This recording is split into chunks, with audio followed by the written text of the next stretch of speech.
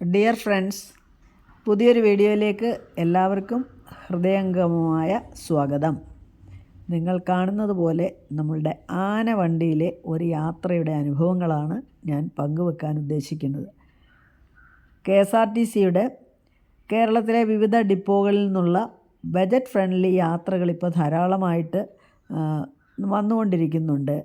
പക്ഷേ ഞാൻ ആദ്യമായിട്ടാണ് KSRTCയിൽ ഒരു യാത്ര പോയത്. പലരും പറഞ്ഞിരുന്നു വളരെ നല്ല ഹൃദ്യമായ, രസകരമായ, ആനന്ദകരമായ യാത്രയാണെന്ന് പറഞ്ഞിട്ടുണ്ടായിരുന്നു.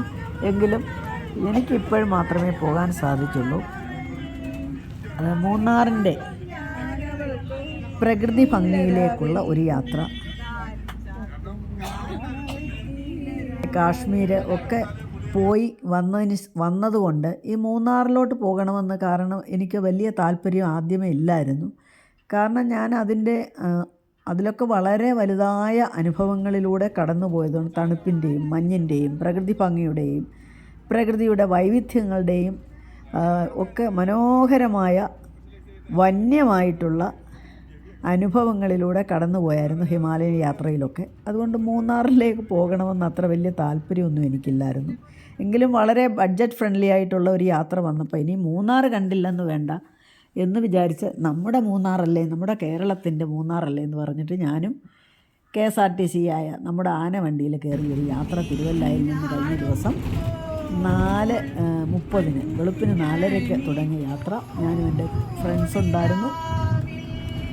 പിന്നെ അല്ലാതെ എല്ലാവരും കൂടി ഒരു 25 പേര്, അധികം പേരില്ലായിരുന്നു ഈ യാത്രയിൽ. കുറച്ച് പേരൊക്കെ ട്രിപ്പ് ക്യാൻസൽ ചെയ്ത് പോയി എന്നാണ് എൻ്റെ കോർഡിനേറ്റേഴ്സ് പറഞ്ഞത്.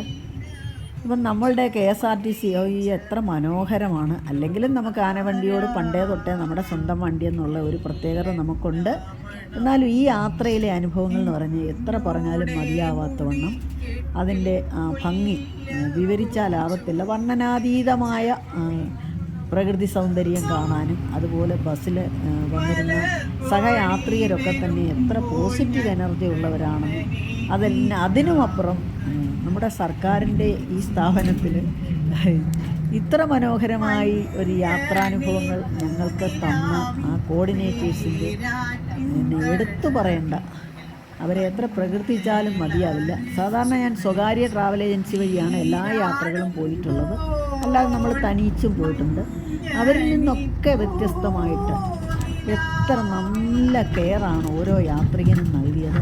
അതുപോലെ തന്നെ എല്ലാ സ്ഥലത്തും അവർക്ക് ഈ വളരെ ചെറിയൊരു തുകയെന്ന് പറഞ്ഞാൽ ഇത്ര ചെറിയൊരു തുകയിൽ ഇത്രയധികം കാഴ്ചകൾ കാണാനും ഇത്ര നല്ല ഫുഡ് തരാനും അതുപോലെ ഇത്ര നല്ല ഒരു ദിവസം താമസ സൗകര്യം മൂന്നാറിൽ ഒരുക്കാനും ഒക്കെ അവർക്ക് സാധിച്ചത് അത് വളരെ അഭിനന്ദിക്കേണ്ടത് തന്നെയാണ്.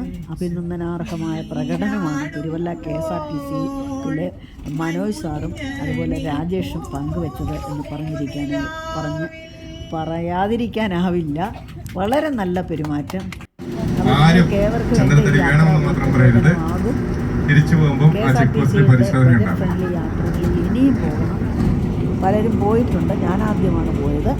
തിരുവല്ലയിലെ അടിപൊളി വണ്ടിയുമാണ്, ബസ്സുമായിരുന്നു. ഈ ട്രാൻസ്പോർട്ട് ബസ്സിലൊക്കെ എങ്ങനെ പോകും, നല്ല ബസ്സാണോ, നല്ല സീറ്റാണോ, നല്ല യാത്രാസുഖമുണ്ടോ എന്നൊക്കെ ഒരു ആകാംക്ഷ എനിക്കുണ്ടായിരുന്നു. പക്ഷേ പുഷ് ബാക്ക് സീറ്റൊക്കെ ആയിരുന്നു. ഒരു AC വേണ്ട, ഒന്നും വേണ്ട. അല്പം ഗ്ലാസ് തുറന്നിട്ടാൽ തണുപ്പ് അടിച്ച് കയറുകയാണ്. പിന്നെ മൂന്നാറിലോട്ടുള്ള യാത്ര ആയതുകൊണ്ടായിരിക്കും അത് അത്രയും തണുപ്പ് തോന്നിയത്. എന്തായാലും പറയാതിരിക്കാൻ വയ്യാത്തത്ര മനോഹരമായ കാഴ്ചകളൊക്കെ കണ്ട് 2 ദിവസം, ഒരു ദിവസത്തെ സ്റ്റേയും കൂടെ ഉണ്ടായിരുന്നു.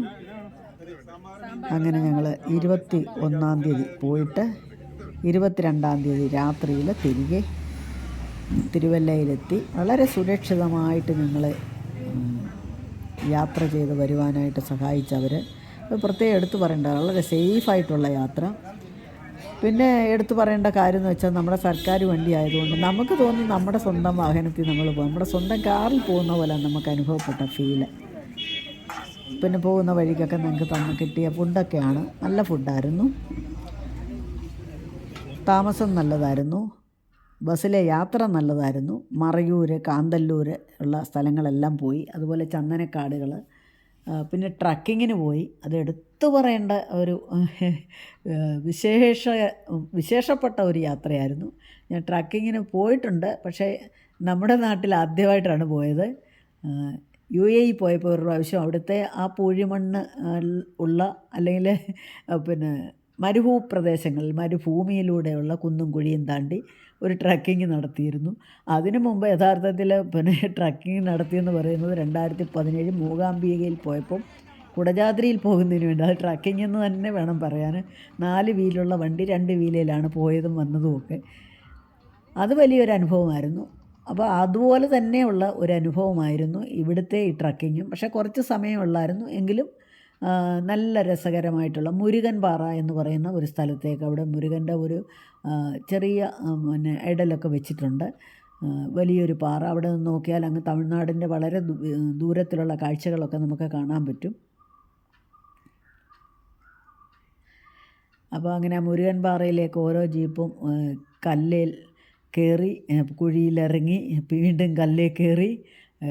അതിനകത്തിരുന്നവർക്കൊക്കെ എന്തെങ്കിലും പ്രശ്നമുണ്ടെങ്കിൽ അപ്പോഴേ അത് മാറിക്കോളും. ഇപ്പം നടുവിന് വേദനയൊക്കെ ഉള്ളവർക്ക് ഈ ട്രക്കിങ്ങിനൊന്ന് പോയാൽ മതി, എല്ലാം ശരിയായി കിട്ടും. അങ്ങനെ വളരെ രസമായിരുന്നു. പാട്ടൊക്കെ കേട്ട്, അടിപൊളി പാട്ടൊക്കെ, തമിഴ് പാട്ടൊക്കെ ഇട്ടാണ് ഞങ്ങൾ യാത്ര ചെയ്തത്. ട്രാൻസ്പോർട്ടിൻ്റെ ആ ബജറ്റിനകത്ത്, ഞങ്ങളുടെ ആ പാക്കേജിനകത്ത് പെടുന്നതായിരുന്നു ഈ ട്രക്കിങ്ങിൻ്റെ. പ്രത്യേകിച്ച് നമ്മൾ പൈസയൊന്നും കൊടുക്കേണ്ടി വന്നില്ല. പിന്നെ അടുത്തതായിട്ട് പോയ ഒരു സ്ഥലത്ത് മാത്രമേ നമ്മൾ ഒരു ചെറിയ എമൗണ്ട് കൊടുക്കേണ്ടി വന്നുള്ളൂ. എങ്കിലും ഈ ഒരു തുകയ്ക്ക് ഇത്ര നല്ലൊരു യാത്ര നമുക്ക് അനുഭവവേദ്യമാക്കുക എന്നുള്ളത് വളരെ അഭിനന്ദിക്കേണ്ടത് തന്നെയാണ്.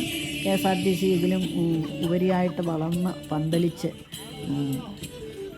നല്ല രീതിയിൽ വരുമാനം ഉണ്ടാക്കുന്ന ഒരു സ്ഥാപനമായിട്ട് നമ്മുടെ മലയാളിക്ക്, ഓരോ മലയാളിക്കും അഭിമാനത്തിന് കാരണമായി തീരണം. അത്രയ്ക്കും ഈ സ്ഥാപനമൊക്കെ നമുക്ക് നിലനിൽക്കണം. ഈ പൊതുമേഖലാ സ്ഥാപനങ്ങളൊക്കെ നമുക്ക് നിലനിന്നാലേ നമ്മുടെ കേരളത്തിന് പ്രയോജനമുള്ളൂ. നമുക്ക് ശരിക്കും നമ്മുടെ സർക്കാരിനോടൊരു സ്നേഹം തോന്നും. ഈ KSRTCയിൽ പോയപ്പോൾ അവർ സത്യത്തിൽ ആ ജീവനക്കാരൊക്കെ സാമ്പത്തികമായ ബന്ധപ്പാടിൽ അവർക്ക് സമയത്ത് ശമ്പളം പോലും കിട്ടാഞ്ഞിട്ടും അവരെത്ര നന്നായിട്ടാണ് നമ്മളോട് ഇടപെട്ടതെന്ന് എനിക്ക് അത്ഭുതം തോന്നി.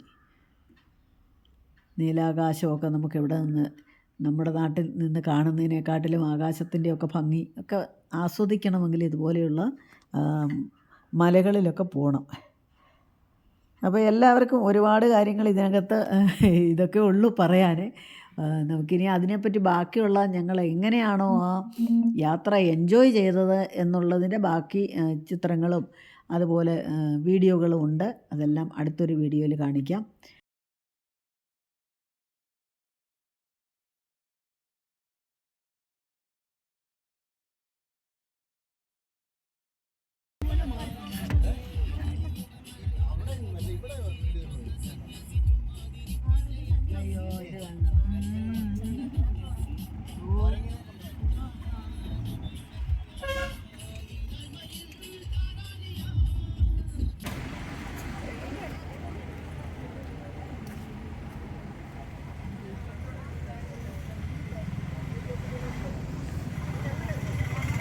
ഏതായാലും KSRTCയിൽ ഇനി ഇതുപോലെ എല്ലാവർക്കും വളരെ കുറഞ്ഞ റേറ്റിൽ പോകാൻ പറ്റും.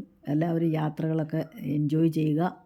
നമ്മുടെ വീടിന് പുറത്തൊരു ലോകമുണ്ട്, പുറത്തൊരു പ്രകൃതിയുണ്ട്. നമുക്ക് പരിചിതമല്ലാത്ത പ്രകൃതിയുണ്ട്, ആളുകളുണ്ട്, കാഴ്ചകളുണ്ട്, ആകാശമുണ്ട്, ഭൂമിയുണ്ട്, മലയുണ്ട്, കാടുണ്ട്, കടലുണ്ട്.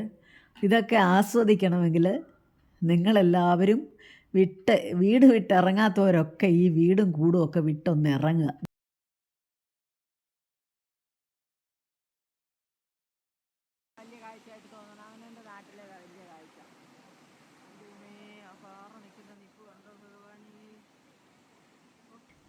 പ്രകൃതിയെ ഒന്ന് അടുത്തറിയാൻ ഇങ്ങനെ കിട്ടുന്ന അവസരങ്ങൾ എല്ലാവരും ഉപയോഗിക്കണം.